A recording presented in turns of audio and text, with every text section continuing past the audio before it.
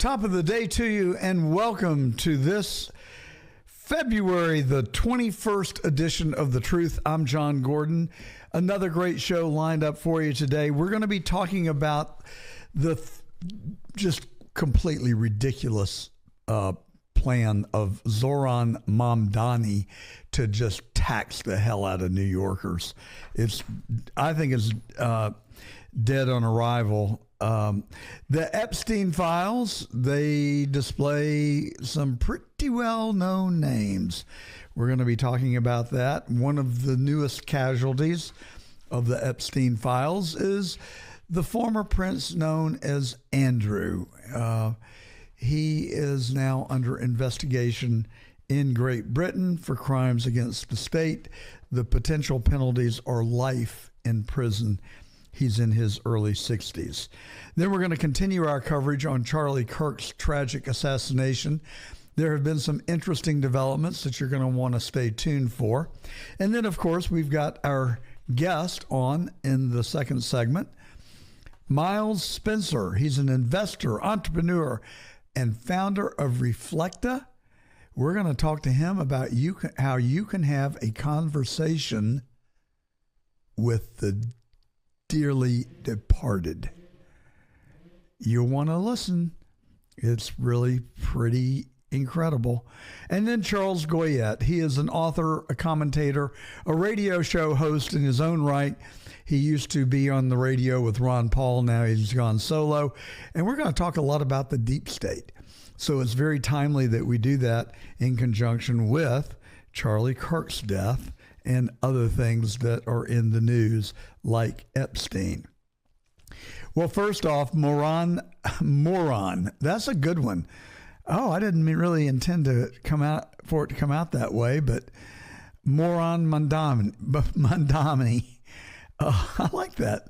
Zohran Mamdani, now known as Moron Mamdani, has proposed $127 billion budget for 2027 in New York City. You know, that is smaller than the greater Atlanta statistical area. And I think their budget is about $600 million. That's not right. The city of Atlanta is about $750 million, I think. Then you add Grady Health System on top of that for another $700 million. You got $1.5 billion maybe. Then the county budget, I'm not sure what that is today. I'm going to guess it's about a little shy of $1 billion.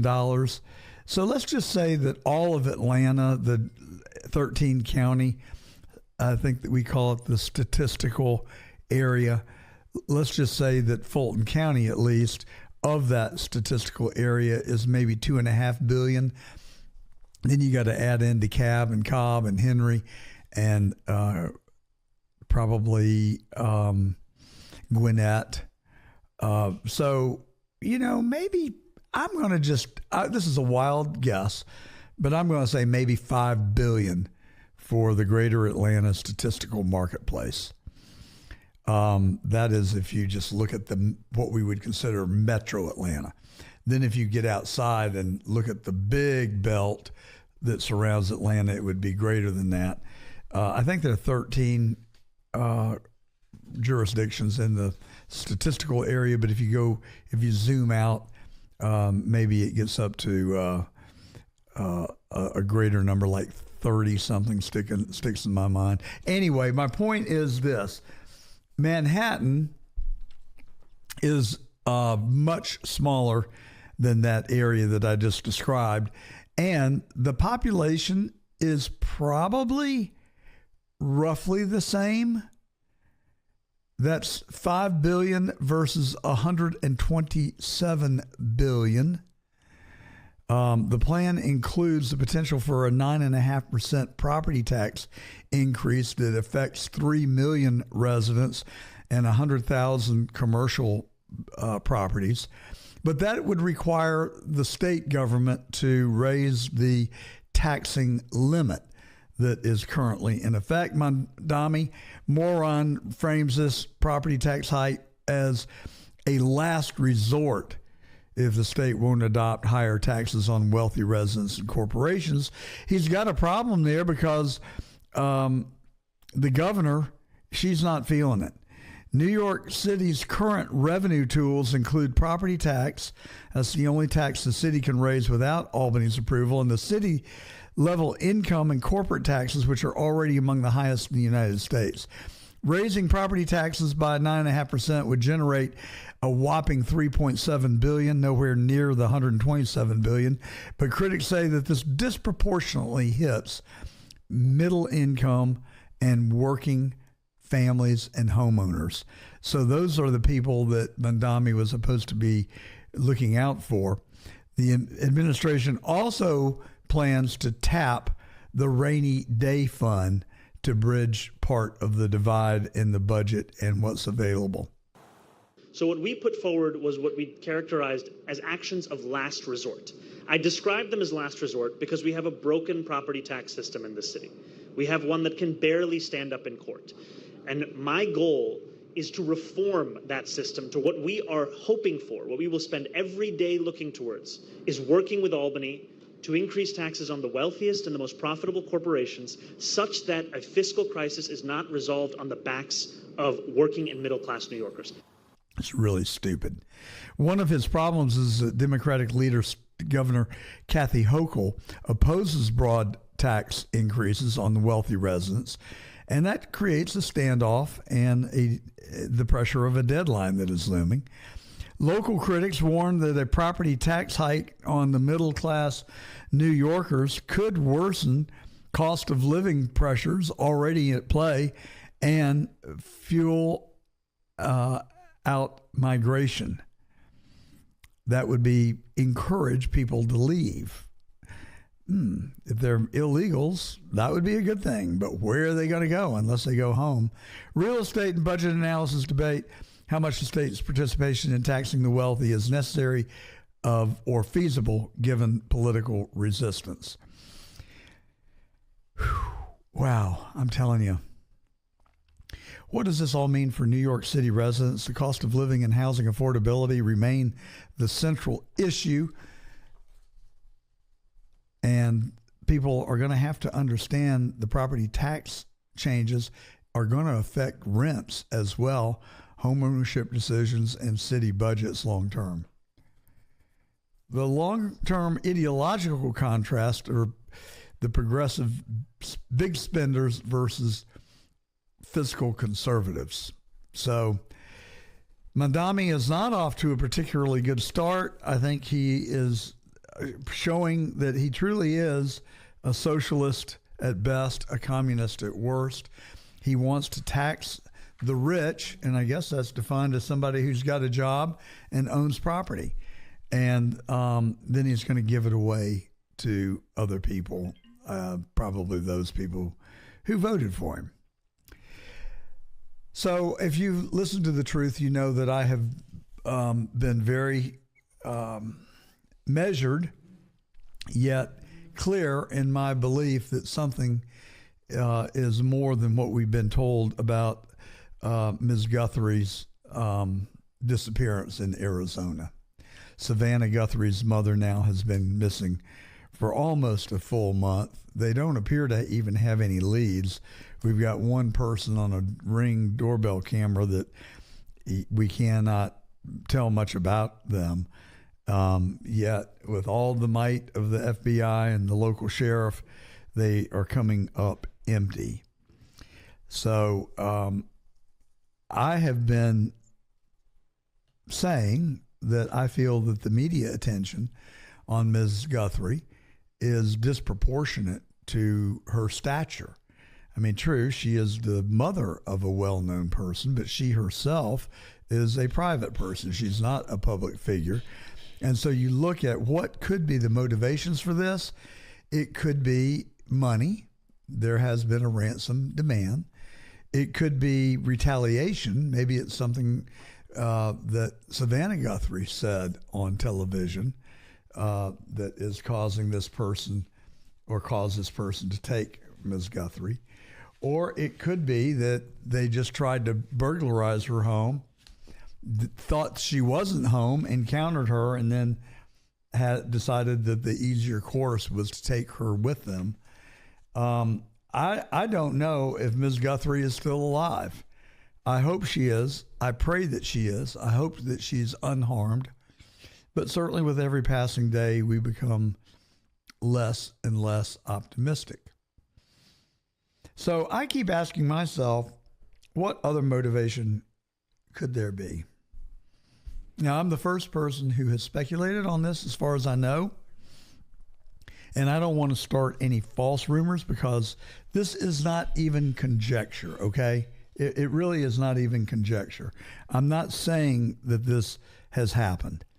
But what I am saying is that when looked in the prism of all the obsessive media coverage, and they just continue to report the same breaking news over and over and over again for days on end, it makes me suspicious of what is going on. And what I know is not going on is that unless you're watching The Truth and other social media channels, you're not hearing about something. You're not hearing about the biggest news story of the 21st century so far.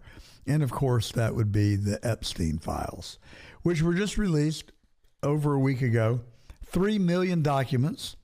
And I've got to say, there are no real blockbusters in there that I've been able to discern.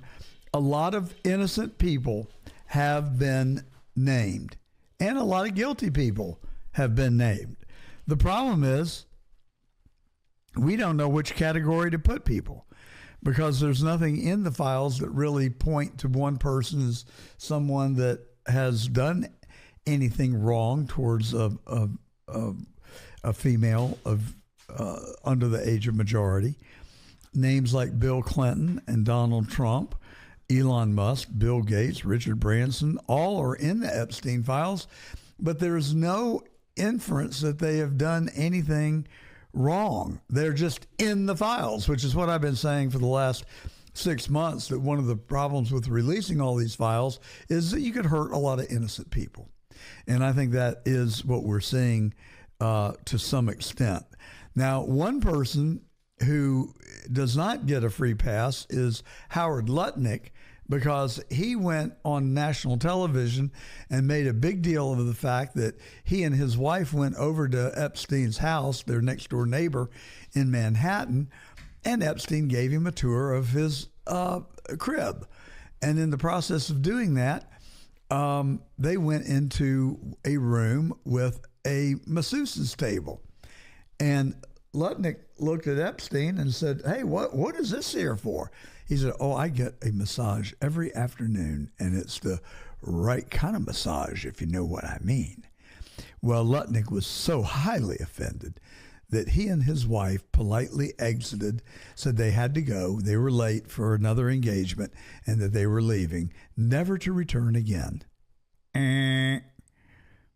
That is not correct. They may not have returned. The fact of the matter is, we don't know whether they returned to Epstein's house or not.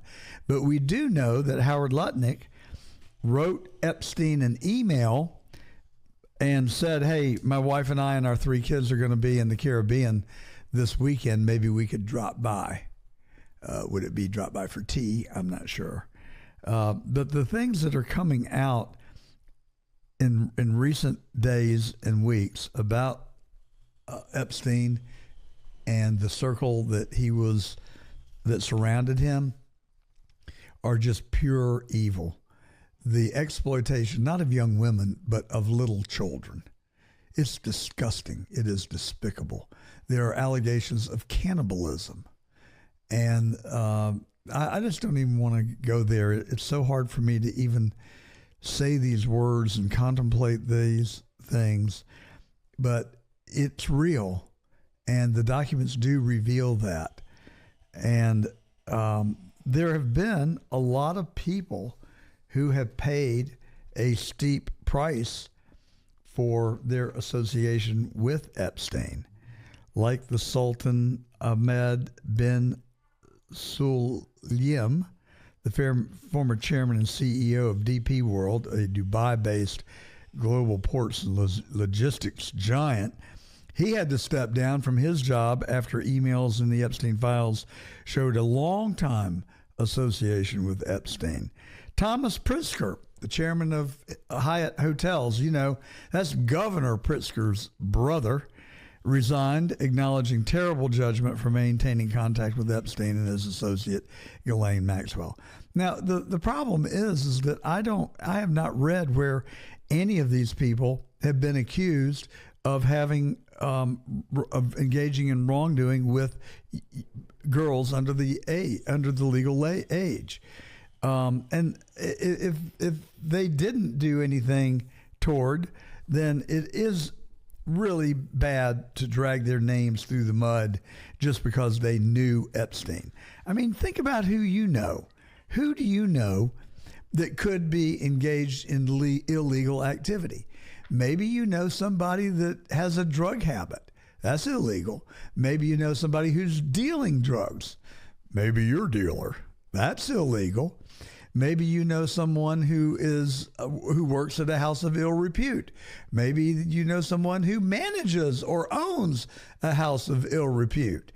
Maybe you know someone and you don't even know that this person has robbed a bank, or maybe has been accused of rape, so I'm just saying, look, because you may have met Al Capone does not mean that you run liquor and that you're a bank robber, okay? I mean, we all know a lot of people. And so, especially in these circles, it would not be surprising to learn that Epstein knew a lot of very important, prominent public figures. That does not equate to their having done anything immoral with someone from a sexual standpoint. So I just think we've got to be careful. I mean, I can read the other names here. Kathy Rumler, who was the chief counsel and legal officer at Goldman Sachs, and just a whole host of other people. I'll stop there. No one on this list has been accused explicitly of engaging in sex with young women. There's just not. There's just this inference and guilt by association. This is a classical case. But I tell you, the person who is paying a very heavy price, and we do think did have relations with underage girls, would be the former Andrew, the former Prince, not to be confused with Prince, the former artist. Anyway, that was sort of a lame attempt at humor. But here's what the news reported just day before yesterday about the former Prince Andrew. Andrew Mountbatten-Windsor, formerly known as Prince Andrew of the UK, has reportedly been arrested. Chandler Painter joins us now with the breaking details. Chandler. Hey, Todd and Carly. So police say they took the brother of King Charles into custody on suspicion of misconduct in public office. Officers reportedly arrived at a royal estate in eastern England earlier this morning to make the arrest of the former prince, who turns 66 years old today. Andrew is in custody, and investigators are carrying out searches at addresses in Berkshire and Norfolk. Police releasing this statement without naming Andrew, saying, quote, "Following a thorough assessment, we have now opened an investigation into this allegation of misconduct in public office." Wow. So I thought that Andrew was over and done with, frankly, because we've known for a long time, we've seen pictures of him with his arm around the young lady that is now an iconic picture representing the bad deeds that occurred with Epstein. But now, new focus is on the former prince, and beyond just the torrid behavior with the girls, they're alleging that he has actually engaged in unlawful activity and abused his position of public office by revealing state secrets to people who did not have a security clearance and had no right to the information. I think that he talked to journalists and shared information with them. So his goose is cooked. I mean, his reputation was already damaged permanently, but he is now in really hot water. They're going to arrest him. They already have arrested him, and he looked petrified. And now they're going to prosecute him, presumably, for these crimes. And there's a good chance that he's going to spend a lot of time in prison. You know, why is it that the prime minister, I think, of Norway had to resign? The head of this company in Dubai had to resign. We have had a couple of people in the U.S. step down from their jobs. But where is the accountability for the Bill Clintons of the world and Bill Gateses of the world? I mean, Melinda Gates divorced him over this very thing. Warren Buffett severed his friendship with Bill Gates over this very thing. But where is the legal accountability for these people? And why is it that no one in the United States is being investigated, charged, and tried for abuses, but people in foreign countries are? I talked to a friend of mine about this very subject earlier this week, and he has a relative that lives in Finland, and they were talking about the U.S. versus Finland, and they were adamant that they don't tolerate corruption, but our country obviously does. And it is a disappointment to me that we do. And I hope that we will get back to holding all people accountable under the laws of our country. So that brings us now to our last topic of the monologue, and that is Charlie Kirk's assassination. I continue to doggedly follow developments. There is just so much sketchy stuff that has come out. We talk about it every week, like the 30-06 and how there's no head trauma, like the taking apart of the gun and putting it back together and leaving it on a blanket in the middle of the woods. I mean, none of that really makes sense. And then the supposed assassin showing up in a Dairy Queen 6 hours later, he doesn't act like someone that is the subject of a statewide manhunt, and he's casually ordering food at a Dairy Queen. Then the crime scene was dismantled immediately. The film and the camera was removed. The venue has now been paved over, just like the roof at Butler was washed down within 2 hours after the alleged assassin was shot and killed. I mean, it's like the same damn storyline over and over again. And we're just supposed to be quiet, don't question anything, go along with the narrative, and you'll be okay. But there are other people who are not willing to just so casually fall in line.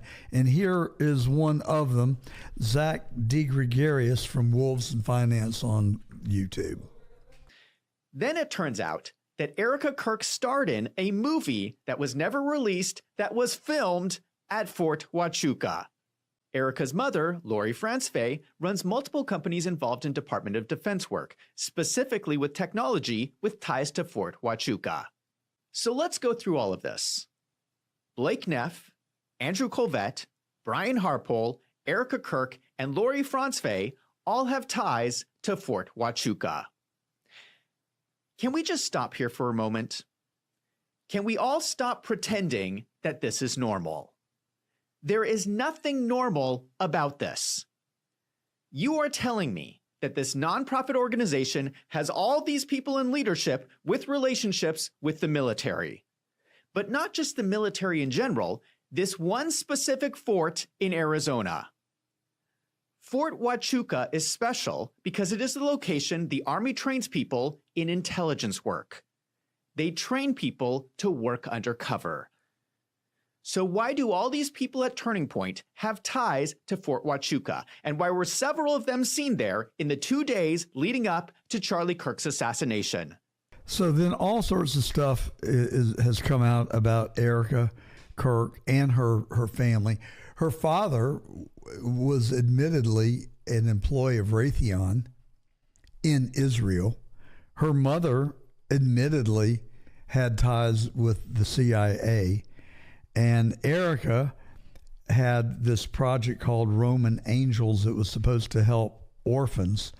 And there are a lot of people who are alleging that there are reasons to believe that this was a cover for child trafficking. And then Fort Huachuca that we just heard about, there was a meeting there 2 days before Charlie died. So people say that there were eyewitnesses who saw Erika at the, what hotel was it? The Resident Suite or something like that. And then the head of Charlie's security team, reportedly a U.S. congressman. There are also reports that there was a military airplane circling overhead of the venue where Charlie was shot and killed. There are also reports of drones having been seen, even though the head of Charlie's security detail said that you couldn't fly a drone in that area because it would invade the Salt Lake City airspace for the airport. So there's just a lot of disinformation about the shooting and a lot of information about Erika Kirk. And much of it would fall into the category of rumor, but some of it, like her dad and her mom, those are not rumors, those are facts. And then there's just the sketchy behavior of Erika. Most people don't think that she reflects someone who is grieving over the loss of her husband. There are rumors of an affair between her and her longtime boyfriend before she met Charlie. There are allegations that their daughter, that her daughter might be their daughter, that is the boyfriend, not Charlie's. There's also reports that Charlie wrote Erika out of his will, and that also he had hired an investigator to follow her and had discovered that she was cheating on him. So I don't know what is true and what is false. There's so much out there that it is difficult to decipher really who the good guys are and who the bad guys are. None of what I just said proves anything.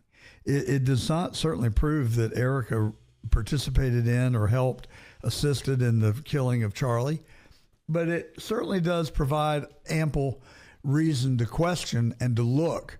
And I think we should look. That's what I would really like to see us do, and get the truth and why our own government.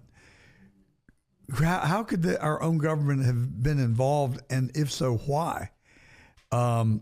If it was a state action, my suspicion is that it was Mossad acting with the knowledge of our CIA or maybe in cahoots with them. But the fact of the matter is, we just don't know. But there's ample reason to want to ask. And these people who masquerade as Charlie's friends and then say, oh, but Tyler Robinson did it, just move on, stop doing this. You're not being productive. I'm sorry, it just didn't work for me. If you were his friend, I would want to know factually exactly what happened to him. And I don't believe for a second that the 30-06 entered his body and stopped while going through the soft tissue of his neck. That's just ridiculous. And all the 100 experiments, over 100 experiments that are on YouTube showing what a 30-06 does to a watermelon or a pig leg or a sheep torso. I mean, the bullets just go through every single part that has been experimented with and do devastating trauma to the back of wherever it is exiting. So we're supposed to believe that this 30-06 got lodged in Charlie's neck. I don't believe it, not for a second. And so if that's true, what else is true? And we're just going to have to wait and see if I mean, I wish our own government, I wish the FBI would level with us and just be honest with us and tell us what happened. But they're not, and I suspect that they are suppressing evidence rather than exposing it. And I think that's very sad, but also somewhat predictable, actually, in the big picture, given the way, I mean, we've seen it all before. And it's like, here we go again, same old, just wash, rinse, and repeat. All righty. Well, that is the monologue for today. Miles Spencer is coming up. We're going to talk about your ability to have a conversation with a loved one who's no longer on earth. We're also going to talk to Charles Goyette about the U.S. economy, the deep state, where we are with Trump's military budget, and his new book, Empire of Lies, Fragments from the Memory Hole. It's a really good interview. I very much enjoyed it. And Charles is a really interesting person to talk to and seemingly a very good guy. And if you like this interview, write to me and let me know, and we'll get him back on. You can write to me anytime, johngordontruth@gmail.com. And you can also watch us on Rumble, Getter, YouTube Live, Facebook Live. We're on TikTok and Instagram, Facebook Live, if I didn't say it. So join us on those social media platforms right now. If you come over there on Getter, you can interact with us right now and tell me what you think about Erika Kirk and what you think about Prince Andrew's arrest and what you think about the Epstein story that no one's talking about in the mainstream media, because we're talking about Savannah Guthrie's mom's disappearance. So I think that in itself raises some questions that make me intellectually curious about what's going on. Today's show is brought to you by PCRenergy.com. They're in Atlanta, Georgia. They're a restaurant services company. They've been around for over 15 years. They give excellent, reliable, clean service with a fully manned customer service department that will answer your calls most of the day and night. You'll get to talk to a live person who can really respond to any questions or concerns that you have. If you need emergency service, they are there for you. It's called PCR Energy, and you can find them on the web at PCRenergy.com. And we also come to you every Saturday on the John Fredericks Radio Network, as well as CDM.press and their network of 13 digital platforms. They also have newspapers in Miami, Atlanta, Northern Virginia, and Colorado. It's just a great affiliation that we have with CDM.press, as well as John Fredericks, who really is the one who gave us our start 3.5 years ago. So we certainly appreciate the relationships with all of our broadcast partners.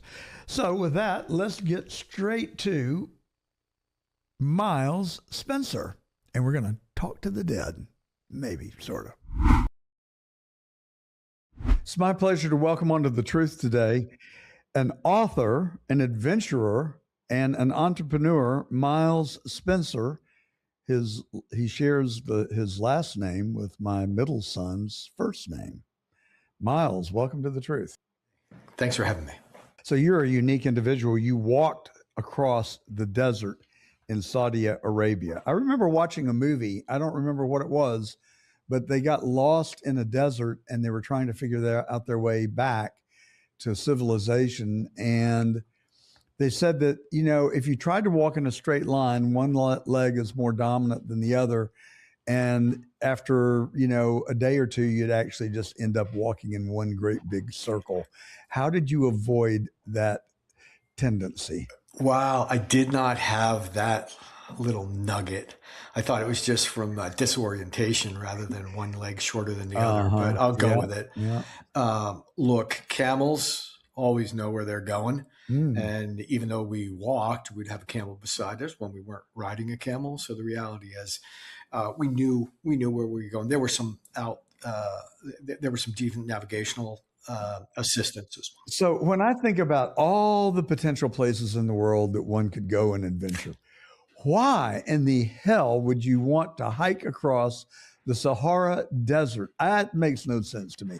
There's got to be more to the story. Tell us. There's a little bit more to the story. First of all, the Sahara Desert's in North Africa, and this is I didn't Saudi say Arabia the Sahara. desert. I meant Saudi Arabia. I'm old. Give me a break. I was going to let it slide. No, you can't do that. No, hey, look, yeah, right there. Yeah, there you go. Tell the truth. Yeah, okay. There you go. So it's after 9/11. I'm trying to figure out, look, I'm a curious kid from Pittsburgh, Pennsylvania, always asking who, what, why, where, when. Drove my parents. Yeah, I was born in Ohio, right next door. There you go. We're in Beaver. I could ride my bike to Ohio, be back for dinner. And so I drove my parents crazy. I always had this sense of adventure, right? It led me into ventures in business, but also adventures around the world. After 9/11, I'm trying to figure out who, what, why, where, when. Why are these people so upset? And I read all the books I could, but the one that stuck with me was 7 Pillars of Wisdom by T.E. Lawrence, literally Lawrence of Arabia from the movie. They did not get lost in the desert. And one of my good buddies, Wells Jones, who's Navy parachute rescue special forces guys, who happened to be rolling through town, said, "What are you reading?" T.E. Lawrence, 7 Pillars. He said, "So am I." And what'd you think? I said, "Hey, this is the only guy that really gets it. As a Westerner, the only one guy that gets it in the Middle East." And so okay, so what do we do now? Let's go. And so I arranged through a book tour of a prior book that I had published based on my television show Money Hunt to get a speech in Riyadh, Saudi Arabia. And Wells was my bodyguard. So both of us got in. And I guess I did a okay job of the speech. And said, "Hey, what else can we do for you?" The Saudis are very hospitable, very welcoming, right? And I said, "We'd like to retrace the steps of T.E. Lawrence." And I said, "Great. What would you like? What do you need?" And we literally were provisioned. We get a letter from the prince, and we started rolling north from Jeddah, which is the holy port, which services Mecca and Medina, the holy sites of Saudi Arabia, to Yanbo, Al-Weja, Aqaba, where there's a famous battle. Now we cross into Jordan, and it's Wadi Rum, which is basically, you've seen it before. So if you saw Star Wars or the movie Dune, that's basically Wadi Rum. So yes, we're hiking. We had the benefit of camels and horses to guide us, and a couple of local guides. So we never got lost. But it took us 26 days. It was 1,000 miles. And what we think we brought home was an understanding of the Bedouins, the nomads, the people of the Middle East, specifically Saudi Arabia. And it's really come in handy today. We might talk about that later when we talk about AI. But that was the why. And that's the truth behind our adventure. Are you glad you did it? Were you glad when you finished that you had that experience? Phenomenally grateful we had that Really? experience. Shared it in a book called A Line in the Sand. So we got to share it with many other people. And now with my AI business, we're doing business with the number 3 AI platform in the world, which is Saudi Arabia, behind China and the United States. All right. So I am intrigued by this new app that, I don't know, is this your invention, Reflecta?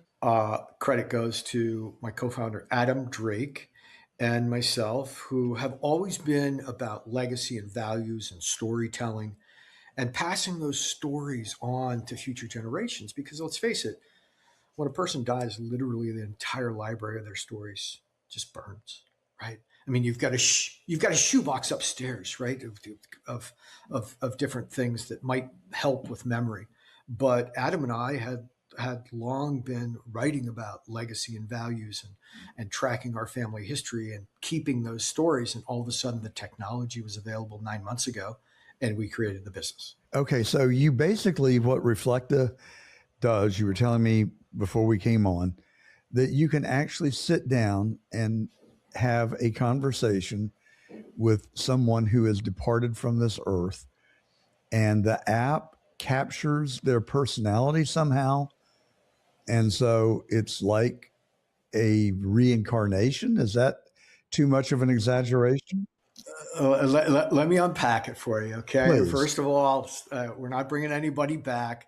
There's no more hugs. There's no more wiffle ball games in the front yard. There's no more walk with the dogs, right? But my father, Arthur, on his last day, he said to me, hey, look, this body is temporal. It's going to go, right? Mine is, just probably is. But my spirit and soul is eternal. And when you can reconnect with that, you'll have me for the rest of your life. Now, that was 8 years ago, and I don't have the ability technology-wise to do anything about it. But 9 months ago, we did. And so what we do is we literally take everything that's, quote unquote, in that shoebox upstairs of memories, right? And we have a biographer that allows you to just start as simply as tell me a story about Arthur, about Suzanne, about Virginia. And it is so smart. It asks additional questions, asks for additional information. As you submit more, it creates a timeline, it creates a context and a personality. But this is very important. There's no outside information. They don't scrape the web. They don't have any celebrity retells or hallucinations. If you're the keeper of the shoebox, the keeper of the reflection, you pay the bill, you have the final say. You are the editor, and you approve everything that goes into the personality and the context of Arthur. And so Arthur has wonderful Buddy Hackett jokes. Those are his favorite. That's his stock and trade, man. And so he rolls that out anytime he can, frankly. It is his voice. The voice was printed off of a 10-second voicemail we found in his granddaughter's phone 5 years after he passed away. So his voice goes across. Now he has almost 1,000 little vignette stories that he weaves together. But it's his voice telling all the stories. And by the way, my nickname for him was Chief, and his for me was Tiger. Now, I gave that to him. I'm the keeper, right? I mean, he created me, but I created him. And I was given a presentation in a live audience last month. And it's been 100 people in the room. They're asking him questions, et cetera. And he did a bang-up job. Finally, we got to the end, and I said, like, hey, thanks, Chief. I'll see you soon. He says, no problem, Tiger. I'm here for you. Now, I dropped the mic because I had forgotten I had given that to him. There's no other way he had that information. It comes through me. But he has a better memory now than he ever did. Well, I hope you are aware that you have caused a huge lump in my throat, not only for Chief and Tiger, but I'm remembering Pop as we're speaking. And Yes, it's making me sad. But I'm thinking as you're describing that, Elon Musk is developing Neuralink, and he's playing around with implanting computer chips in people's spinal column and brain to help them regain their muscle memory and that sort of thing. I have had this hunch that maybe in my lifetime, certainly afterwards, we'll be able to download someone's brain. I truly believe that. The information is stored there. The scary part to me is I don't know how you take the good and separate it from the bad. I mean, there's some things I just don't want anybody to know about me. The Cineplex of our mind. Dreams I've had, women that I've thought about. I don't know. Right. We probably should just stop right there because we're about to get in serious trouble here. Yeah. But just imagine if you could do that and you could retain the personality, the wisdom, and the knowledge of everybody who's walked the earth. And maybe you could somehow consolidate that. I don't know. It's really freakish when you think about it, but why is that not possible? Why is that not going to be possible? Do you think we can download a brain? John, that is basically the commercial for Reflecta. Fine. Right. I'm happy to do it. Right. I'm happy I've done it. Right. Let me give you my address when we get off the air and you can send me my royalty. Okay. That's right. So Elon is also building a rocket. Yeah. Elon's building a rocket ship in case planet Earth is not good to go for the next 1,000 years. We have decided that we'll stay here and document the stories of the people of planet Earth to be shared in spontaneous and dynamic conversations forever. So that's all the wisdom, all of the backstories. But it's important to note, John, if you were the one that created your reflection, you would have the final say-so as to which of those dreams made it in and which did not, right? It's not sourced from the outside. It's sourced from the inside. Here's the problem I immediately see. It has taken a lifetime to collect these stories. Mm-hmm. Would it not take a lifetime to select and decide which stories go in and which stories don't? Well, it's a good question. Our biographer actually takes an arc of a life, right? And it builds a skeleton of the main points of your life, your personality, your development, etc. And so it does prioritize, but if you want to go deeper on this subject or that subject, or my dad actually did not like talking about the fact that he did not go to school until 4th grade. The reason was he was one of 12 kids and they only had 3 pairs of shoes. He began school when he was in 4th grade because he got into the shoe cycle, but he was the first in his family to actually get to college. He got a scholarship at Mount Union College, played football for them as a captain. But he didn't like to talk about the poverty because he was ashamed of it. I look at it, my son, his grandson, looks at it as a great Horatio Alger story of a person that ended up barefoot and became an executive at New York Life, running a couple of offices in the Midwest and $1 million roundtable salesman. So you decide what goes in, no different than when you write about obituary with somebody, although you're under a lot of pressure because got to get the obituary out before the funeral, right? But the reality is, have you ever seen an obituary or a memorial service where it's like, yeah, John wasn't that good of a guy, right? Let's be done with it and move on. Yeah, right. That really doesn't really happen. Everybody says these wonderful things about the life and times of XYZ. And so to a certain extent, you could start that way with the reflecta. But I was a keeper for my father.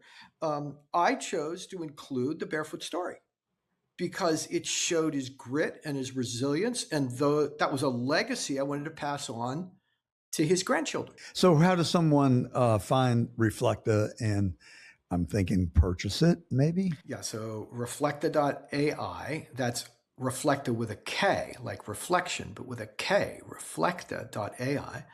Look, you can go on, you can talk to my dad. His name is Arthur. You can ask him about me and ask him about, he won't know about the show yet, but he will eventually.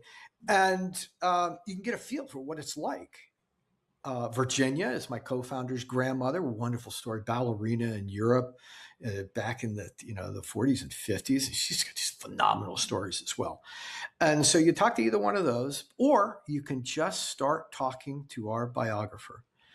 You do that, and you start to build the reflection of a person. Could be yourself, could be your mommy, your grandma that's in a senior center that wants to tell her story, wants to connect with her great-grandchildren, wants that story to be preserved. Military personnel they're being deployed, usually write a last letter. These guys can actually have an entire spontaneous and dynamic conversation with their kids and grandkids after they're gone. So the answer is reflecta.ai and start talking. So let me ask you, do you share my concern that this world seems pretty crazy these days? I love it.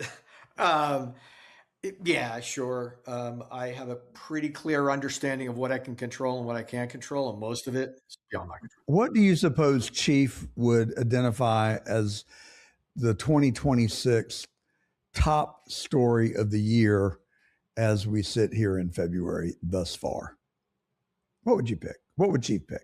Well, Chief and his knowledge base is only during his lifetime, 1932 to 2017. So he'll opine upon things that happened afterward, but only in the context of his experience. Okay, well, let me just ask you then, Miles. What would you identify thus far in 2026 as the top story? All right. So speaking for both Chief and Miles, I'm going to give two.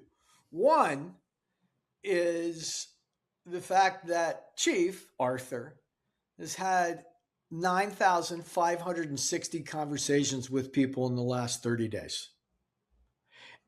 That would be mind-boggling to him, even as an insurance salesman. And he would be so thrilled by the fact that AI had provided a platform that allowed him to continue to tell his stories over and over and over again without anybody getting bored. Second, so AI has gotten a lot of attention, no question. But Right. would that be the top story? Okay. No, just factually, what's the top story if we took headlines and news hours? this year, I'm going with, once again, with the aid of AI and Palantir, Venezuela getting turned upside down in the matter of 6 hours. Wrong.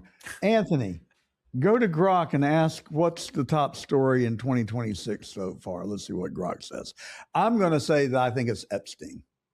And I think every single day we learn more, and the more we learn, the more disgusted and concerned we grow. It's pretty bad. Yeah. I have been watching YouTubers, some good, some not so good, but mostly people I watch I consider to be good and truthful and honest brokers. What is unraveling appears to be a satanic type exploitation of children. It is one of the most disturbing things I have ever seen or heard and have never, ever contemplated. I mean, the thought never entered my mind that people would do these things. Right. Yet we're finding out that not only did they exploit children for sex, but they may have actually engaged in sacrifices of children. You get your 14-year-old out of the room now. Right. This is bad stuff. Right. Really bad stuff. I have a 12-year-old daughter, and this stuff lands with me as well. I also acknowledge that these are things that are outside of my control. And so those things that I can do within my control, I do, and the rest, I leave. I'm gonna challenge you to reconsider that statement. My paradigm is that they're all within our control if they're never going to happen again. And I think it is incumbent on every single person in America to stand up, join hands, and say, not on my watch. This is a crime that lacks forgiveness. And if it's true, and I don't know, but it's been just under the surface. It looks pretty true. For so long. So there's a lot of it. And I refused to look because I did not want to become depressed. But this is depressing me and it's angering me. I can tell. And I am really concerned about the future of our country because it reaches the highest levels in our government. Now, here's the point that I'm trying to get to. And I look, what I'm going to say will make me sound like a conspiratorialist. But damn it, I'm looking at what we're facing, what is confronting us on a daily basis. And I'm asking myself, does this make sense? Can I put rhyme or reason with it? I am ashamed to even say this. It makes me feel like I could lose my credibility completely. But I cannot and will not reject nor shirk my responsibilities to get people to think and to stand for things. And so where I'm going is, what are we not talking about this week when Pam Bondi is before Congress, right as we're recording this interview, speaking about Epstein? The news media is not covering it. Not much. What are we talking about? Savannah Guthrie's mother. Why? What the hell is going on?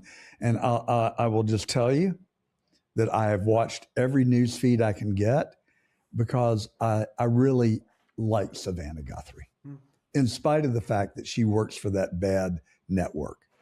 I really like her. I mean, I'd never met her, but she's somebody that is just one of those people that you just like. And I've seen picture after picture after picture after picture after picture of her hugging and kissing her mother. Mm-hmm. And it's so sad to me. But the story, it's not holding up. Who's making the ransom demand? Who has kidnapped her mother? I just don't know. I was remarking to my son last night. We were watching a little bit of the coverage, and not much, just enough to catch a quick bit. It's like, boy, that doesn't happen very much today with the surveillance, with the AI.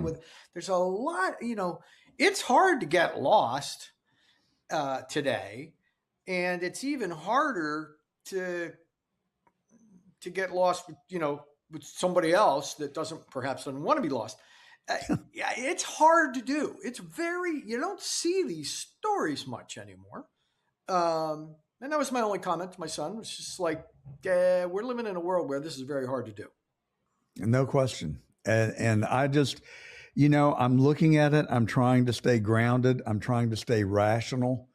But I'm just thinking to myself, why would anyone want to kidnap an 84-year-old mother and grandmother? And so we're led to believe that it's for Bitcoin, but evidently whoever made the demand for Bitcoin disappeared and went radio silent immediately after making the demand. So was the demand real? Is it fake? Is it phony? Was Savannah Guthrie's mother actually kidnapped by bad guys, or were the bad guys somebody else? I don't know. It's just, I'm looking at all the things I'm trying, and I'm smart. Okay. I don't have a lot of talent in sports. I'm not coordinated. My hand-eye is getting better with age, actually, because I practice. I have stacks of paper all the time, and I wad them up and I throw them into the trash can. I've gotten damn good. I can do it left-handed and right-handed. As long as I don't think about it, they go in the trash can.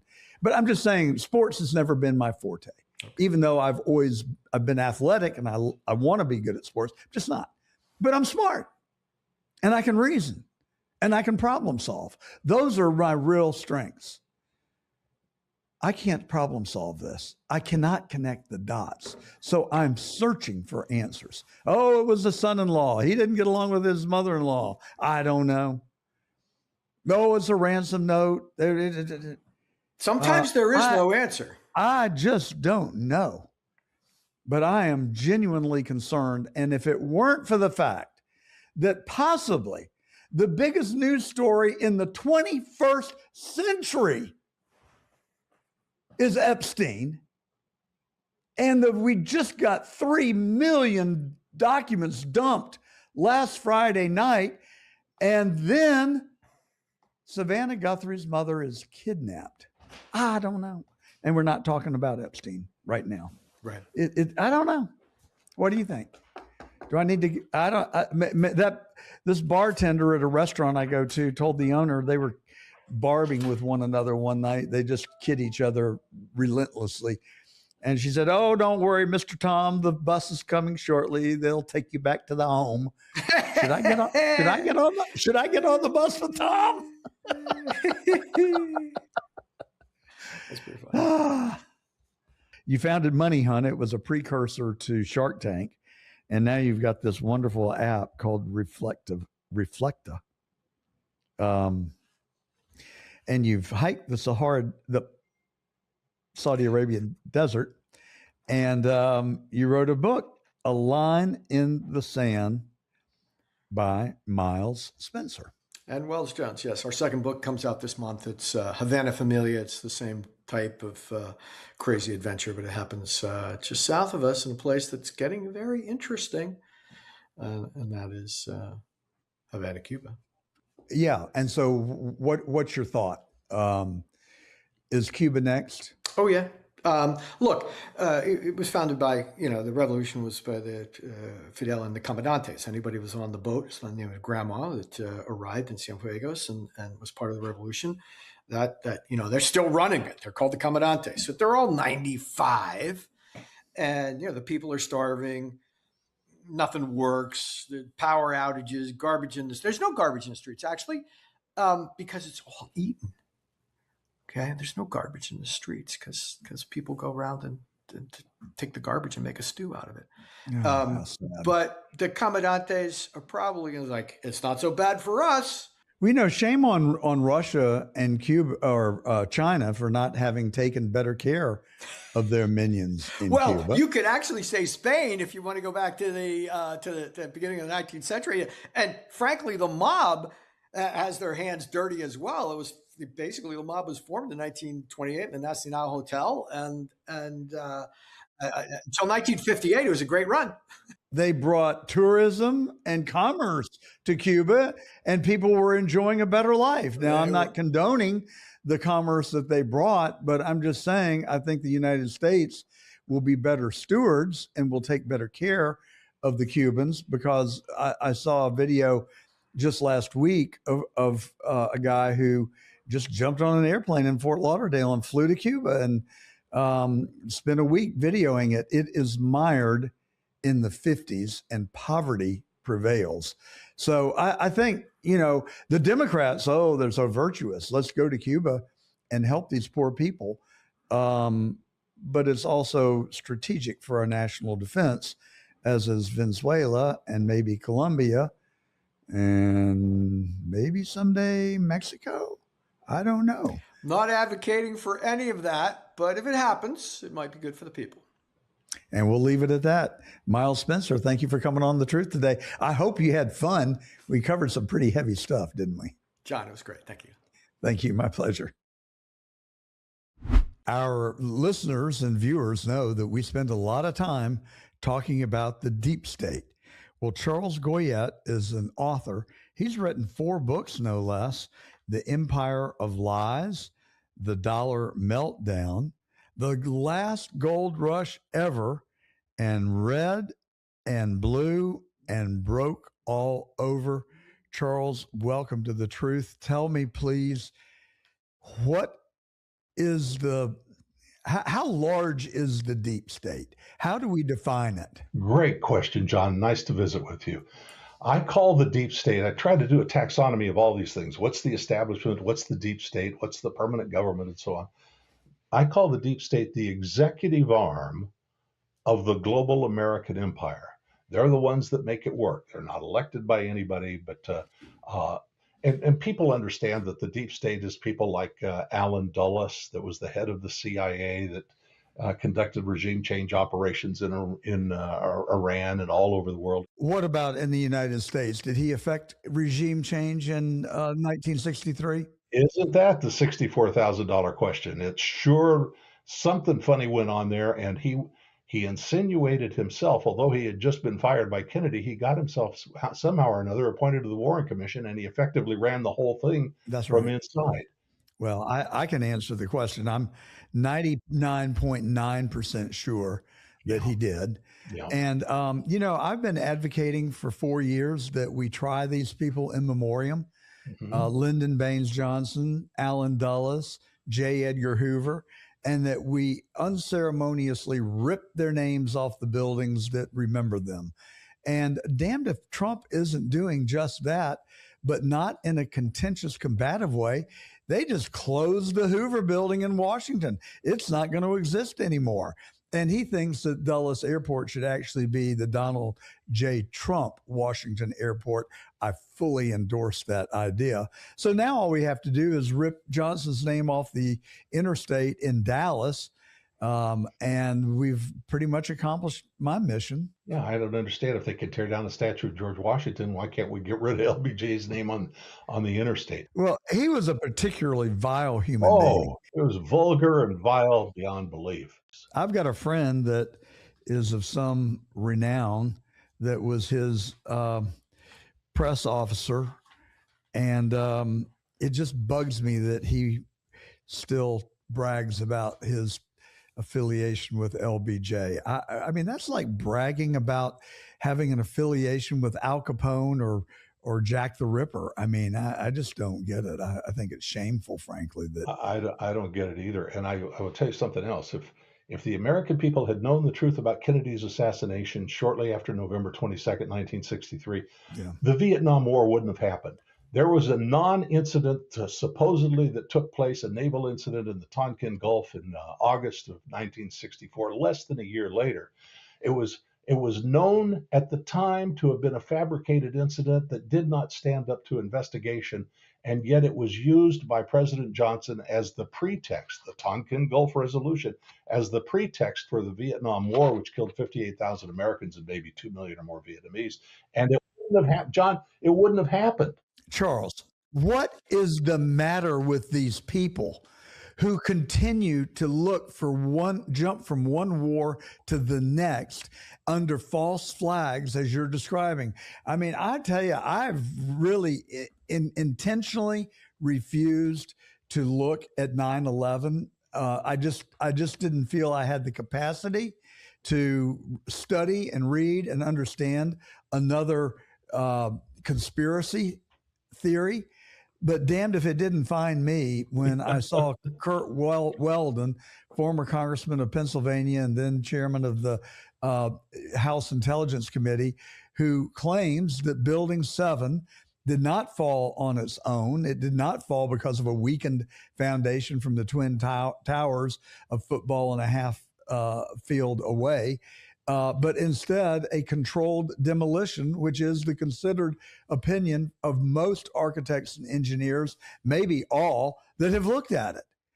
And that was used as the predicate for going into a 12-year war with Iraq. Of course. And now they want us to get into a war with Iran, it seems like. What's the matter with these people? I mean, are their sons and daughters going to fight in these wars that they precipitate? At the expense of the American people who simply can't afford it. We're $39 trillion in debt. That's only the visible part of the debt. That's right. The part the part of the iceberg that's over the waterline. Below it is another at least $200 trillion of promises the government has made to people like Social Security recipients and military retirees, for which there is no adequate provision to pay them. Well, I'll tell you, it's not just that. I mean, I don't mean to keep interrupting you, but you're getting my brain going. You're stirring you're connecting all the neurons. They're firing at full speed. But, you're just talking about government debt. You haven't added on top of that consumer debt, which is at an all-time high, and corporate debt that is at an all-time high. And the banks are so far out on the risk curve. I mean, I just don't think it would take much to spin this economy into a full-fledged, not a recession, not a depression, a full-fledged meltdown. Well, that's why, look, foreign governments, foreign central banks, they know exactly how the money printing game works. They don't mind doing it to their own people, defrauding their own people, but they don't want to be defrauded by us any longer. And that's why they're beating feet to replace their dollar reserves with gold, and it's going on all over the world. But I will tell you, having been lied to for so long during my lifetime, for example, from the Kennedy assassination to the Vietnam War, to the weapons of mass destruction that didn't exist, to COVID, to one thing after another, the American people are, in my view, John, they're like Stockholm syndrome. At the time of the Kennedy assassination, most of the American people, 9 out of 10, believed what the government said, lone gunmen. Me as well. Me included. That was then. But the people have been lied to for so long now, the government utters a new statement about the story behind something, and people just roll their eyes, but they don't do anything. They have made peace with their captors like prisoners of war. I think the American people, I don't know, this is just my supposition, I think they feel defeated, that they are powerless to intervene. And I mean, I wake up many mornings feeling that way. I had dinner last night with Peter Schweitzer here in Palm Beach. He's written a great new book called he was on the show just a couple of weeks ago. It's about the migration. He calls it the silent, what was it, Anthony? Invasion, is it? The silent invasion. I think that was it. Yeah. And he's a fascinating guy and a man of real integrity. The invisible coup. There it is. Anthony, your employment is solidified for another week. You're the best, buddy. The invisible coup. But um, we talked a lot about the deep state, and we talked about the who may have taken a crack at President Trump in Butler, Pennsylvania, who killed Charlie Kirk. Do you believe the narrative? Look, I don't believe anything that comes out of officialdom in this country. I don't believe anything. I had a piece the other day on the Blaze about the Kennedy assassination and the deep state's work in the background of the Kennedy assassination, about the lies we were told about our presence in Ukraine. Finally, after it didn't matter anymore, the New York Times finally did a retrospective on how close we came to a nuclear incident. Americans understood what happened in '62, in October of '62, and we came very close. But thanks to the lapdog press, John, they had no idea how close the deep state has taken us to a nuclear engagement. Finally, even the New York Times, delinquent, of course, as usual, but reported that we got in a situation where Americans were guiding and directing the killing of Russian soldiers in Russian territory. And the nuclear doctrines kept getting escalated on both sides. It was a very, very dangerous period, and it may remain so. Something came out just the other day in the New York Times, and I hate to credit them because it's not like they're really on the side of freedom and prosperity in this country, in my view. But they did a story the other day about new disclosures about the Watergate story. In the background, the acting as the deep state, the Joint Chiefs of Staff was actively spying on the Nixon's National Security Council, and they were stealing documents out of briefcases, out of desks, out of burn bags. Altogether, 5,000 documents were stolen and given to the chairman of the Joint Chiefs because the military environment at that time was opposed to a couple of Nixon's initiatives. Just like Kennedy was trying to tap the brakes on the Cold War, they didn't like Nixon pursuing a detente to try to step down the Cold War. They didn't like Vietnamization. They didn't like the fact that they were proposing a lesser share of national GDP for the military. And so they went to a clandestine war against him. So Nixon's security concerns, his eavesdropping concerns, his surveillance concerns that led to the whole Watergate mess were very well based. And finally, after it doesn't matter anymore, all these years later, the New York Times did a story about just how deeply he was being spied upon from within by the deep state. So I talked to someone just the other day, and they told me that they were visiting the CIA headquarters, and they were somewhere in the bowels of the CIA, and they were in an office, and they just serendipitously looked out the door and saw, lo and behold, there's Bob Woodward. So he turns to the secretary and said, "Was that Bob Woodward?" And she said, "You didn't get the memo?" He said, "What do you mean?" He said, "Well, the director put out a directive that everyone is to cooperate with Bob Woodward in his new book."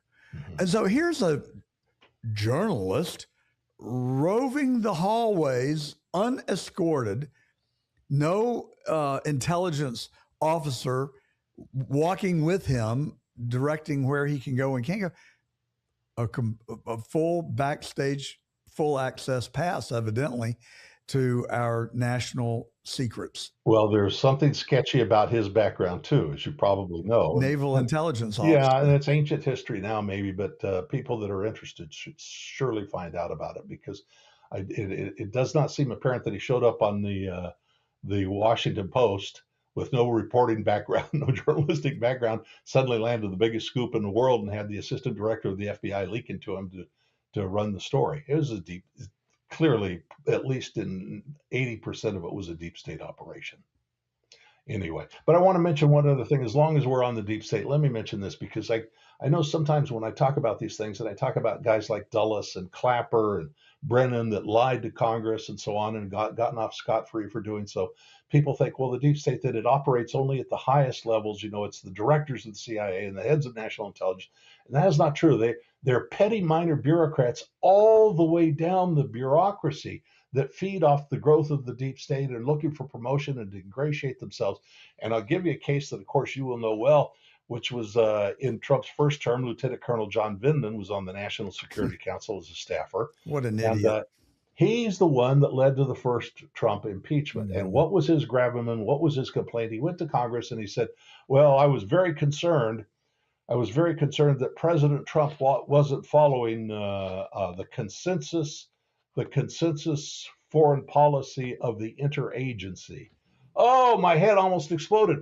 We're Americans. We have a charter called the Constitution. There is no provision in there for something called the interagency. What's an interagency? Well, let's think about that for a second. Yeah. Was that not maybe one of the most revealing quotes that's ever been made? I mean, doesn't that give you great insight and a look behind the curtain of just how this intelligence operation has become a monster that seemingly cannot be tamed and is extra constitutional? I've got a belief that Donald J. Trump is afraid of the CIA, and with good reason. Oh, who would? They've killed presidents, they've removed presidents, and they don't evidently ascribe to the same morality that you and I and most of Americans do. They appear to have no conscience and think that they're somehow superior to the rest of us and the leaders of our country and the people of the United States. Look at Mike Pompeo, who was the head of the CIA in Trump's first term. We lie, we cheat, we steal, we do it for a living. We have courses on it. Ha ha ha. And he's the one that persuaded Trump on the basis of national security concerns, sources and methods that might be disclosed. He's the one that persuaded Trump in his first term to repudiate his promise to release all the JFK things. Why? It always boils down not to sources and methods that are 50 years old or more, at 60 years old in this case. It always boils down to embarrassment of the agency when they're caught at their illicit operations. And that's why those documents keep getting sealed and sanitized and so on. And that's Mike Pompeo, the head of the CIA at the time. Yeah, and he wanted to be president of the United States. I mean, there is an argument to be made, is there not, that if our adversaries are engaging in these kinds of below-the-belt activities, and if we refuse to do so, are we not perhaps putting ourselves at risk with their information being better than ours? Well, I'll just say this, that only a month after Kennedy's assassination, President Truman, who enacted the CIA, wrote a column, a piece for the Washington Post, said, I've made a very grave mistake. I've given these people. You can have an investigatory agency that doesn't have executive authority to go out and do things. In other words, their job is to come up with information. They're not elected to make decisions about what is done with it. That's up to the duly constituted authorities. They're chosen by the people and the people's representatives. But these guys have gone rogue, and they have been rogue virtually since their creation. And now it used to be all done in private and below the surface. We didn't notice for a long time. I mean, I think that the American people have only recently woken up to the fact that our own government killed Kennedy. I think they're waking up to the fact that the CIA obviously was behind Richard Nixon's impeachment and removal from office. And I think people have got their suspicions about Butler, and now just some real horrific stuff is coming out about Erika Kirk, Fort Huachuca, which is right there in your Huachuca, my neighborhood. Yeah, in your neighborhood, where Erika Kirk, the head of Charlie's security detail, a believed to be United States congressman, and other people met for a period of time 2 days before Charlie was assassinated.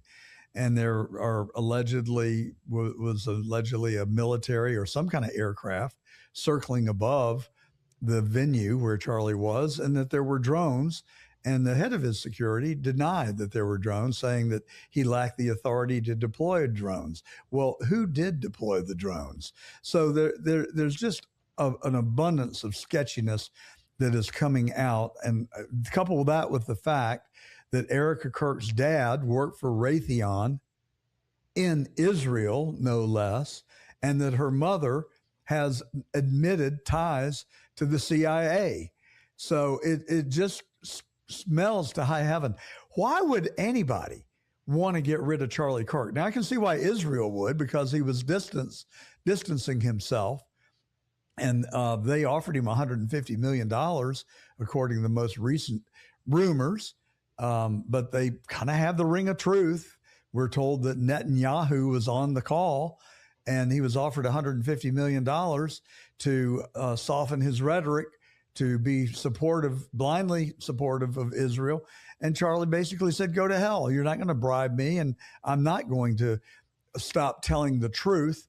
And shortly thereafter, he's dead in a very public fashion, just like Kennedy was killed. I'm so sick of it, Charles, and it really bothers me. I mean, this is not stuff that I want to be a part of. And I think that everybody in America who becomes aware of these things, that chooses to remain silent, thereby is complicit to a certain, albeit minor degree. I don't want to join that group of people that sit idly on the sidelines, wringing their hands and doing nothing. Well, with respect to Charlie Kirk and many other people, anybody, I've described the deep state as the executive arm of the global American military empire. Mark Twain said it a long time ago. You cannot have a free republic and a global empire at the same time. The two are incompatible. So anybody that gets in the way of the growth and the spending and the cronyism of the global American military empire finds themselves on the wrong end of a target list. It doesn't always have to be a Kennedy-style assassination target, but boy, you can be deplatformed or moved out of office, or suddenly, I heard Tucker Carlson one day say, I don't want to do that, because next thing you know, they're going to plant kitty porn on my website and ruin my career. Yeah. I mean, it's just they play dirty. They do the despicable things that they're really meddling with people's lives and good people's lives. And how do we get the genie back in the bottle? Is it solvable? Yes, it is solvable. I'm not optimistic. I think we're going to go through something very cruel. A new war in Iran has implications that are much, much bigger than the national news media is willing to discuss. Much bigger. Well, Putin said yesterday, stay out of Iran. He effectively drew a red line, is the way I interpreted it. I sure hope so. But the economic problem is not going to be solved. Even Trump said, we spend $1 trillion a year on the U.S. military right now to occupy places all around the globe, 170 countries or whatever we have military forces in at any given time. Whatever the number is, we spend $1 trillion a year right now. He suggested 2 or 3 weeks ago, well, we need to raise that to $1.5 trillion. Ladies and gentlemen, we don't have the money.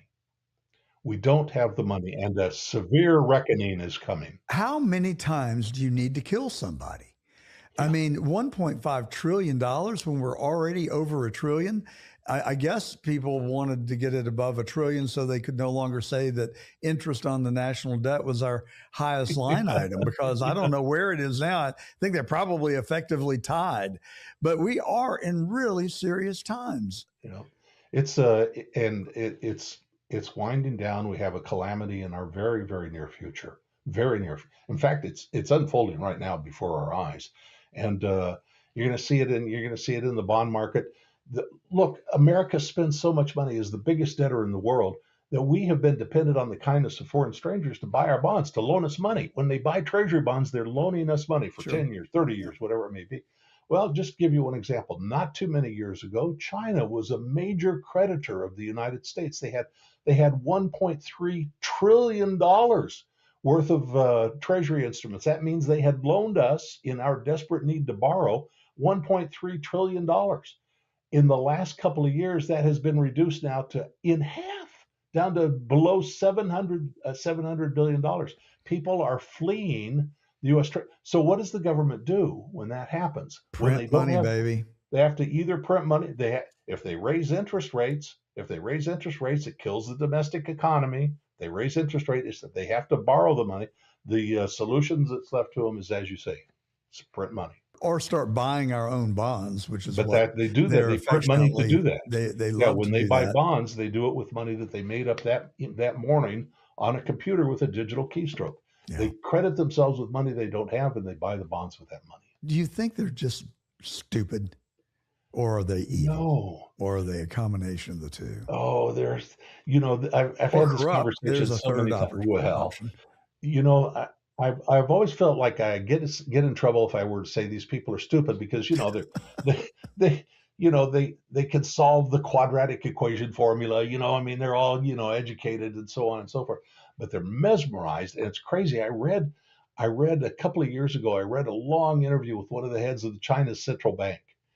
And it sounded exactly like the Keynesian nonsense that you get from guys like Ben Bernanke and Janet Yellen. Exactly, they're all on the same page, but they're educated at the same schools and so on, and they have no vision. They have no sense of inner wisdom, and wisdom is a different component that's based on experience and stuff. They have no wisdom, but they know formulas and stuff, and they try to apply formulas to human behavior and turn us all into rats in a maze. Assuming that everything they do and all the controls they try to implement will be eagerly accepted voluntarily by the people, and it doesn't work out that way. People don't want to hold money that loses its value, and the rest of the world is proving that now. In the gold market, gold prices and silver prices are showing us that now. People don't want to hold fraudulent money. It's really pretty scary when you think about it, and gold has shot up remarkably. So you just moved from Arizona recently, I think, from Arizona to Eastern Tennessee. Yeah. Where in Arizona? Were you near Tucson? Well, actually, I ran a radio station in Tucson a very long time ago, and my wife and I both lived in Tucson at the same time. And I have deep family roots there. My grandfather was the first student body president at the University of Arizona when Arizona became a state. So I've got deep Arizona roots, but we just figured, John, that, the way things are going, it might be time to get out of the city. So we lived in Scottsdale, that's the Phoenix area, and we thought maybe we'll get out in the country for a few years and see how we like it. Well, Tennessee is a beautiful state. You're right there on the foothills of the Great Smoky Mountains, which are just spectacular. So did you ever, by chance, run across Nancy Guthrie? No. I used to live very close. I watched this story with keen interest because I used to live very close to her, and I actually drove to work virtually right by where she lives. So I know that area in the foothills where she is intimately. And I'm look at my hair; it's white. I'm a little older than you might suspect. And Me too. When I was in Tucson was before Nancy Guthrie lived there, so I didn't know her. So what do you think? Have you, let me just tell you what I'm thinking in a nutshell. Yeah. The press coverage seems to be overly excessive. That's, I guess, something, I don't know what you call that in grammar, but it is out of proportion to the event, in my opinion. Now, that's not a slight towards Nancy or Savannah Guthrie. I'm very disturbed about what has happened. I'm upset about it for them. I have a great deal of empathy, but you can't watch Fox at night and hear about anything other than Nancy Guthrie. Yeah. And I've gotten old and cynical. What do you think's going on here? Well, having been on the other side, having been in the electronic media and radio and television, I can tell you this shows them at their worst. Fox News alert, breaking news, and it's something that happened a week ago Friday, and they keep 10 days ago. recycling. They found a glove. They've got a video cam. And day after day they trot that out as they have no news. Breaking news. And it's the same breaking news as yesterday. The gloves don't have any DNA on them. But is there something else at bay? I mean, I've got a suspicion. Or is it just if it bleeds, it leads? Is it just that simple, or is there more to it, do you think? You're right. It's if it bleeds, it leads, but it's also celebrity. Is America fixated on celebrity? If it happened to your mother or my mother, there wouldn't be a national stake out there by national news media and satellite traffic. I got one more for you. Yeah. What are we not talking about? Well, in my view, we're not talking adequately about the repercussions. I think you and I talked about this before we even went on the air. We're not talking about adequately about the repercussions of an attack on Iran. You know, Well, yes. Let's hold that for a second. Let's put that over to the side. We'll get back to it. What else are we not talking about? well, we're certainly not talking about the monetary fraud that's going on. Okay. What else? Well, those are the two highest items on my agenda. And the ones No, I'd rather have wrong. Whoa, Buffalo tell me. breath. We're not talking about Epstein. Yeah. For God's sake, it's the biggest story of the 21st century. And we've got 3 million documents that have been released. And just yesterday, Prince Andrew was arrested for government corruption. And it's like a footnote in the national news. And all these billionaires are running for cover. I mean, I'm just saying. You got Rupert Murdoch up there, and I think he is doing his best to keep his friends' names out of the news, who are probably so was contained Donald in Trump. those 3 Let's million. call a spade a spade. Absolutely. Hello. But in my circle of friends and on my ex account and the people I follow, we're not ignoring that story at all. Yes. It's all consuming. People I talk to, I go to Starbucks, I meet friends there. First thing on their mind is, what's, just as you said, well, they finally busted Prince Andrew and hauled him off. So the people themselves are really interested, but the government's massively sweeping it under the carpet. Of course, but the mainstream media are not talking about it. And instead, we're talking about Nancy Guthrie, who's an 84-year-old, very sympathetic, sweet, lovely lady that needs about 10 minutes of coverage, but it's dominating the entire news. I mean, I'm just saying, I'll just put it out there. I think it is intentional, and I think it is a cover-up over the release of the Epstein Files. Their hair is on fire and they don't know what to do about it. So they're just burying it under the surface. Now, I agree that social media, that's where people are getting their news today, and they get their news today from social media because there is like zero trust in the mainstream media. The mainstream media, this old line about they just declared victory and came home. In other words, they said, there's nothing more to see here. And Pam Bondi told us there's nothing more to see here. And there's nothing more to see there. And they're embarrassed by it. And they're not talking about it anymore. And they're embarrassed by it because their constituency and their owners and their affiliates and the people that they try to ingratiate themselves, the politicians that they seek access to day and night, the people they hang out with are all implicated. So they're desperate to sanitize this story. I don't think Donald Trump is protecting Donald Trump. I think he is protecting Donald Trump's friends, like Howard Lutnick, by the way, who made a big damn deal out of the fact that he went to Epstein's house because he lived next door to him and got a nice tour of the largest home in Manhattan. And then went to the living room and there was a massage table. And he said, "What is that?" He said, "Oh, I get a massage every afternoon. And it's the right kind of massage, if you know what I mean. My wife and I were appalled and we got up and left and never went back." Oh, until this document shows up in the emails that are released. And the same guy, Howard Lutnick, wrote Jeffrey Epstein a letter saying, me and my beautiful wife are going to be in the Caribbean. Maybe we can stop by Epstein Island. By the way, we're going to have our 3 children with us. I mean, good God. I mean, at worst, he is a liar. At best, he's a liar. At worst, I don't even know. It's so sordid and how deep it goes. And it's not just Jeffrey Epstein. If you look at the art on the walls in Tony Podesta's house, it's spirit cooking vulgarity. Little children, prepubescent little children painted in their wall. I mean, all of this stuff is so disgusting that you can hardly believe it. And to be told that our national security depends on giving this guy a light sentence, because I'm talking about Epstein, back in Florida. Yeah. If you're told that, well, he belongs intelligence, our national security depends on not. What kind of nation are we that our national security depends on protecting pedophiles? So I keep, the way I problem solve is, and my listeners are tired of hearing me say it, but I put the best case on one side and the worst case on the other, and I try and fill in the shades of gray along the way. And one theory that I'm working in my own brain is that Donald Trump is actually a good person. I want to believe that. I do. And I also want to believe that he is angry as hell that they tried to kill him in Butler. But I think he is very mindful of the fact that they did try and kill him and they came damn close.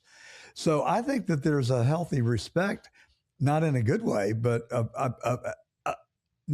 correct that, not respect. I think there's a healthy fear that he may possess towards the deep state, and that he is having to be very strategic in the way that he goes about dismantling it.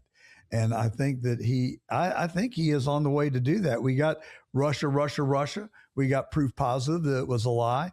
We got proof positive of who did it. Obama, Clinton, Clapper, Brennan, Comey. And they're all walking around free, John. They're all walking around free, but there is a grand jury impaneled right now in Miami, Florida, that is looking at Brennan, and I don't know who else. But I think Russia is the first chapter of the book titled Deconstructing the Deep State. I think chapter 2, and we're seeing it played out right in front of us right now, is the 2020 election. I think chapter 3 will be a revelation about everything that happened in January 6th, that they were trying to present Donald Trump as a insurrectionist, which is absolutely laughable. It's not laughable. It is so maddening that they could try and ruin his life and the 1,500 people that went to jail because they entered the Capitol. When the Capitol Hill police were opening the doors and saying, y'all, come on in. And that the Sharman was given a private tour of the Capitol and invited to go up to the podium. And when he got to the podium, he asked everyone in the Senate chamber to pray. Now, that doesn't seem like an insurrection to me.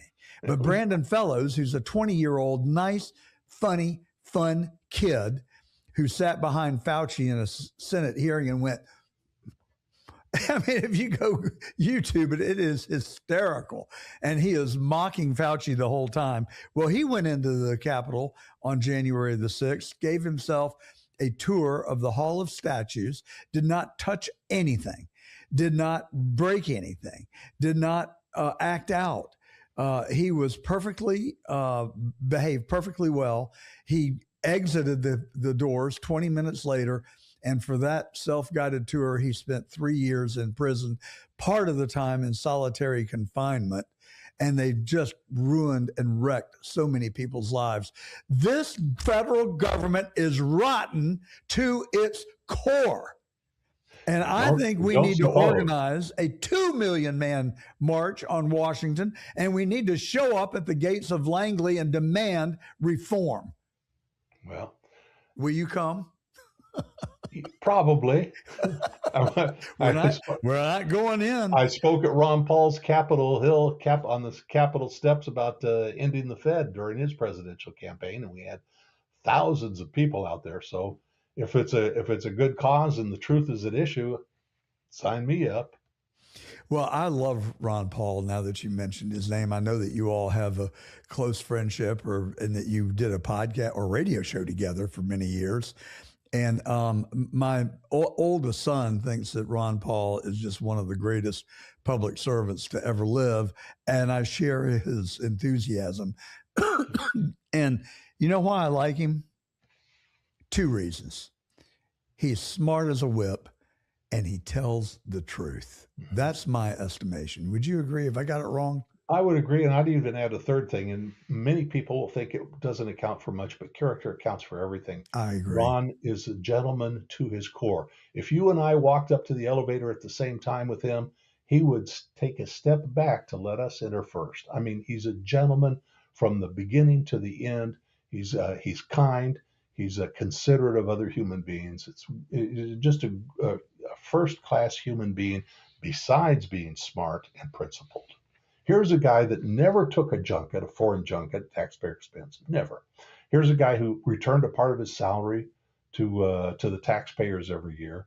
Here's a guy who never voted for an unconstitutional bill. I mean, it just goes on. Here's a guy that couldn't be bought off by the Republican Party establishment. Saying, Ron, if you don't vote for this, we're going to run a guy against you in the primaries. And they did. Never budged. Never blinked an eye. I've also had the pleasure of meeting his son, Rand Paul. Yeah. But Ron Paul is, we've got a wish list of people that we would like to have on The Truth. And Ron Paul is very near the top of one of the people that I would really love to sit down with and have a conversation because I admire him so very much. And I find Rand Paul to be equally refreshing. I think Rand is his father's son. I wrestle with it. You know, he has opposed President Trump on spending, which I totally agree with. But the problem is it's so damn tricky. To oppose Donald Trump, you have to side with the Democrats. And oftentimes siding with the Democrats is a worse outcome than just going along and siding with President Trump. I'm hopeful now that the big, beautiful bill is done and we're starting to see tax refunds actually get into the pockets of the American people, and that deregulation is at a rapid rate and the Treasury is full with tariff money from foreign countries. And what else do we have to brag about? Inflation is coming down. Interest rates are coming down. Unemployment ticked down 0.1% last month. All the indicia are very positive. But the thing that we have not really effectively done is gotten meaningful budget discipline. That's what the American people are clamoring for. But even that is tricky because, you know, you could stop the spending immediately and you'd suck about $2 or $3 trillion out of our economy, which would be incredibly recessionary, frankly. And so I think it's got to be done one baby step at a time. And I think Trump has taken steps in that direction because he's reduced the federal government employment to about 400,000 people over the last year. So I like many of the things he's doing. I think he's going in the right direction, just not fast enough and as aggressive as I would like to see. Well, money that the government doesn't take from the American people doesn't disappear. It ends up being spent by them on the things that they wish and the things that they prefer, rather than given away by the government to perform, you know, transgender operations in El Salvador and things like this.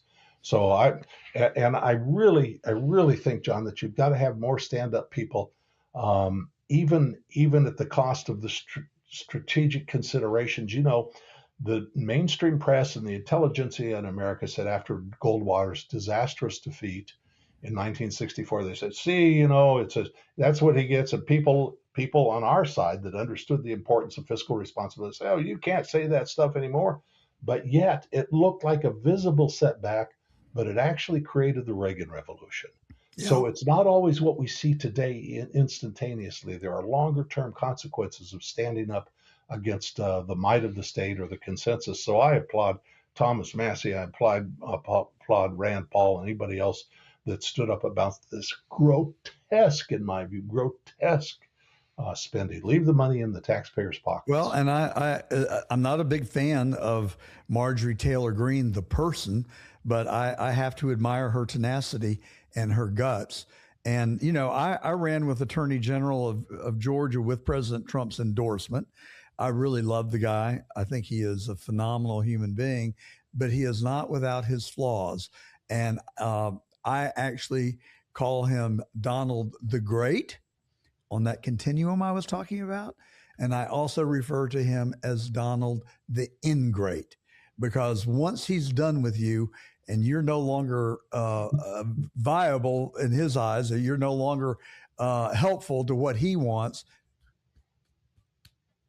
What's your name again? Yeah. Nice knowing you. Yeah. See you. We'll call you. We'll call you. So I don't admire that, and that's what he did to Marjorie Taylor Greene. He just really dumped on her. How about Thomas Massie? Yeah, Massie as well. No question. He goes after Massie more than he goes after Lindsey Graham. Yeah. He goes after Massie. He goes after Massie more than he goes after you know, the leading liberals in the Senate. Yeah. Well, there's a lot to unpack relative to Lindsey Graham. Not a fan. I had lunch with him one day, and I liked him less after lunch than I did before lunch, and that was totally contrary to what Benjamin Franklin said. I don't like that guy. I need to get to know him better. Well, I got to know him better, and I liked him less. So, sometimes it works in reverse. Hey, Charles, I've done a lot of the talk, and I really appreciate your coming on today. I've thoroughly enjoyed it. Have we covered what you wanted to cover? I don't know. Is there anything else that you want to get in before we? I want to talk at some point, maybe in the future, we'll visit again about the psychological background that makes people like this. There's a strange syndrome. It's not in any standard psychiatric diagnostic manuals, but it's called combat envy. And it's people that make up tales. You know, Fox had a guy on there, I think for 12 years, who was weighing somebody, and he'd go day after day. He was on there because he liked him. And he was a former national security guy, a CIA, some kind of, technical warfare expert, except for one thing. After about 12 years, some of the CIA guys even got tired of watching him on there, and they blew the whistle on him. You know what he was? He was a felon. He was a hot tub manager. He was a doorman. He was nothing to do, but they used him for 12 years on Good TV, Lord. propagandizing the American people. But you get this all the time, and I cover this in the book, and maybe a future conversation. But In Empire of Lies. yeah, Empire of Lies. Guys like Brian Williams at MSNBC made up wholesale these huge stories about when he flew into Iraq and stuff. And when he got caught, and he did get caught, he said, "Oh, well, maybe I had a brain tumor." But he kept embellishing these stories about his. And do you think the national news media, this was NBC at the time, do you think they want to protect their integrity, their credibility and stuff by getting rid of him? No, they put him on suspension. We trust these guys to tell us things about places far away that they know little about, to tell us the truth about that.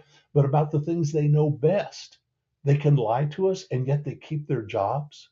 It's unbelievable. And it's not only Brian Williams. I have a list of these guys that have lied to the American people as long as your arm, and they always seem to be rewarded for doing so. It's a very grim situation. The American people have to begin to value the truth, or we will not stop this trajectory that goes down. Well, down. just like the guy who shot and killed Ashley Babbitt and Michael Burns, I think, was that his name? Yeah, I know who you mean. He was the security guard that left his gun in the bathroom one time, and Yeah, he was on the Capitol Hill Police and shot and killed that lady in cold blood.